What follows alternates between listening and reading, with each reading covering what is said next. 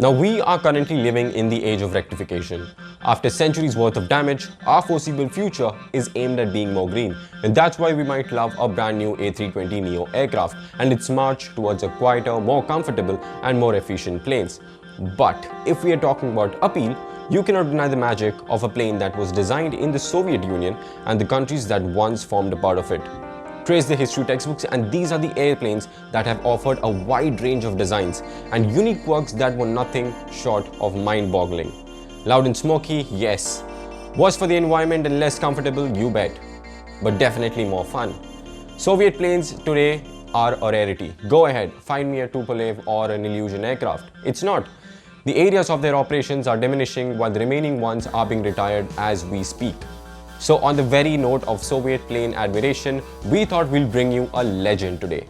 Ukraine's very own Antonov AN-225 Myria. Trace the history textbooks, and these are the planes that have offered a wide range of designs along with unique quirks that are nothing short of mind-boggling. Loud and smoky? Yes. Worse for the environment and less comfortable? Yes. But definitely more fun. Today, Soviet planes are a rarity. Go ahead, try and find me a Tupolev or an Illusion aircraft in the passenger service these days. It's not, as most of their places of operations are diminishing while the remaining ones are being retired as we speak. So, on the very note of Soviet aircraft admiration, we thought we will focus on a legend today. That is Ukraine's very own Antonov AN-225 Myria. Now, to start with a little bit about Antonov, the company was formerly called as the Antonov Design Bureau, which was later changed to somewhat less catchy Antonov State Enterprise. But anyways, it's still an Antonov and it's still in business. Over the years, Antonov has built over 22,000 aircrafts. Nowadays, it operates as a part of the Ukrainian defense conglomerate called the Buran probe. As compared to the other glorious Soviet aircrafts, finding an Antonov is comparatively easy. It's maybe not a surprise that one of the best places to fly is in Ukraine, specifically with the Motor Sich Airlines. Now coming to Antonov's belle of the ball and the reason for today's video, the AN-225 Myria. There are a few reasons why this is one of the most spectacular planes out there.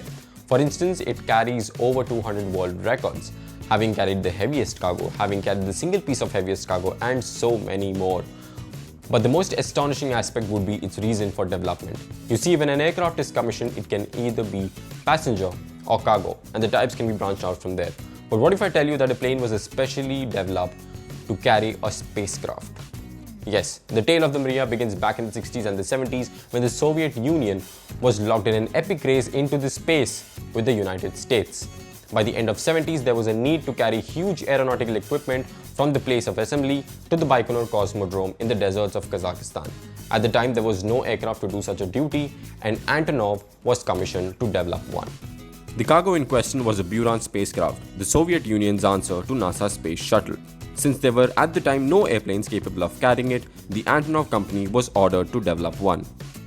The airplane is based on the smaller AN-125 and retains the nose design, allowing it to kneel and load the cargo through its large open front.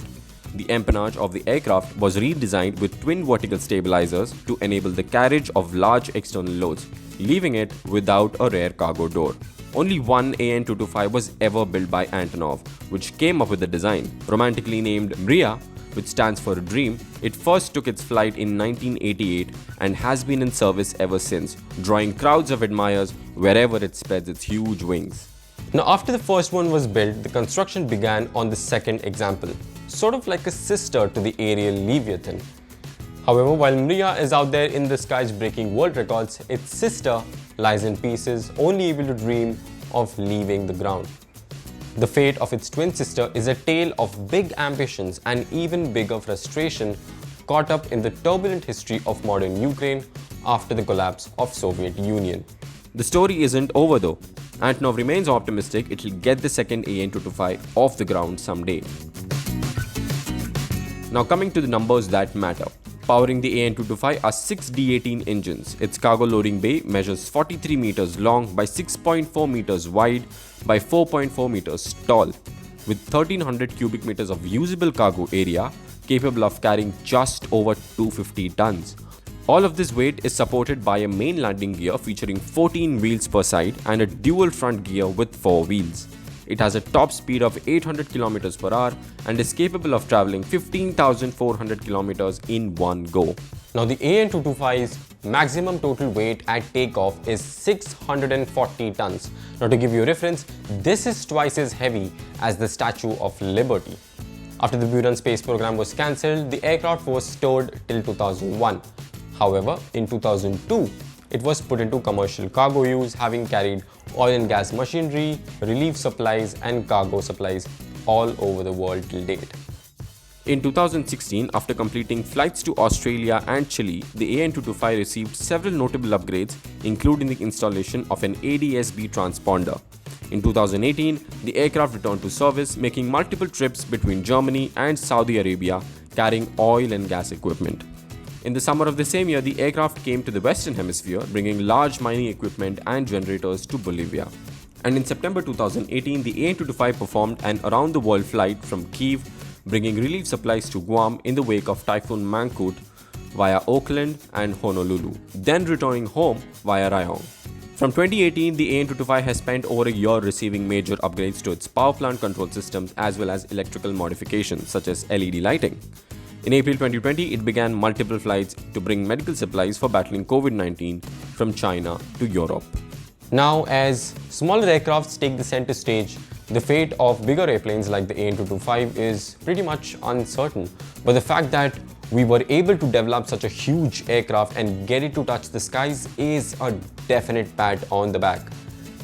Now, the AN-225 operates once or twice a year, and all we can do is cherish its time left in the skies.